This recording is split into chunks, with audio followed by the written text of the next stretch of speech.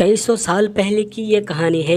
एक राजकुमार को अपने सुंदर होने पर काफ़ी गर्व था, जो समय के साथ घमंड में बदलता जा रहा था। राजकुमार को अपनी प्रशंसा सुनना बहुत पसंद आता था।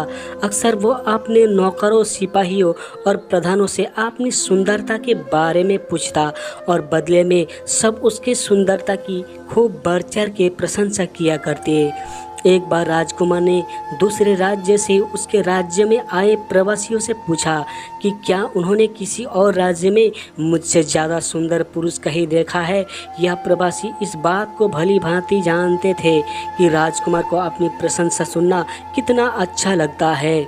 हालांकि राजकुमार सच में देखने में सुंदर थे, लेकिन इन प्रवासियों ने उन्हें खुश करने के लिए उनकी कुछ ज़्यादा ही प्रशंसा कर दी।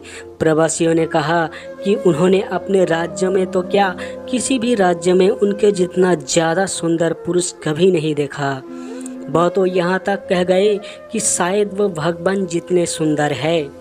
राजकुमार अपनी इतने ज़्यादा प्रशंसा सुनकर खुश हो गया और अब वो हर प्रवासी से अपनी तारीफ सुनना चाहता था।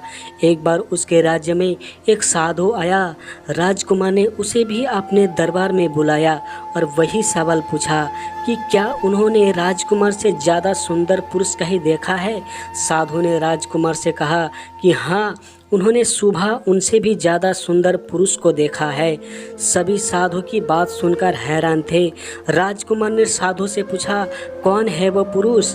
साधु ने कहा, सुबह मैंने आपको देखा था, तब आप वर्तमान से ज़्यादा सुंदर थे। साधु की बात सुनकर सभी दंग थे।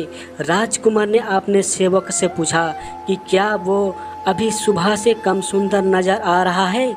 सेवक ने कहा, उन्हें तो वो उतनी ही सुंदर दिख रहे हैं। राजकुमार ने साधु से पूछा, जब सभी को कोई फर्क नज़र नहीं आ रहा तो भला आप ऐसा क्यों कह रहे हैं। साधु ने राजकुमार से कहा कि ये सब आपकी नौकरी करते हैं, इसलिए इन्हें आपकी कोई कमी नहीं दिखेगी और मैं ये साबित कर सकता हूँ।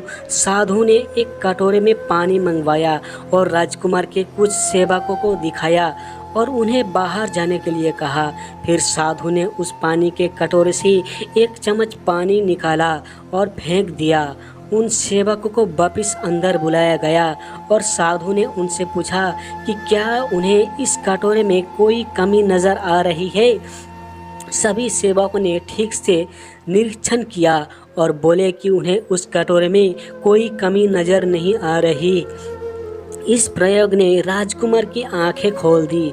राजकुमार को ये समझ में आ गया कि वह उस वस्तु का आदी हो चुका है, उस वस्तु के नशे में फंस चुका है जो हर दिन काम होती जा रही है, यानी कि नशवंत है। उस दिन के बाद राजकुमार ने कभी आईना नहीं देखा और अविनाशी वस्तु की खोज में अपना जीवन बिताया। सुंदरता क्या होती है? हर किसी के लिए सुंदरता के मायने अलग अलग होते हैं। किसी के लिए बाहरी रूपरेखा सुंदर हो सकती है तो किसी के लिए अंदरूनी श्रद्धावाना सुंदर हो सकता है। आजकल लोग अच्छे नाक नक्शे को सुंदरता का पैमाना मानते हैं, जो बिल्कुल गलत है। सुंदरता अच्छे स्वभाव, अच्छे विचार और अच्छे कर्मों से निर्धारित की जानी चाहिए। दोस्तों, अगर कहानी से आपको कुछ सीख मिली हो तो ज़रूर एक प्यारा सा कमेंट करते जाना और इसी तरह की कहानियाँ और पाने के लिए हमारे चैनल को भी ज़रूर सब्सक्राइब कीजिए।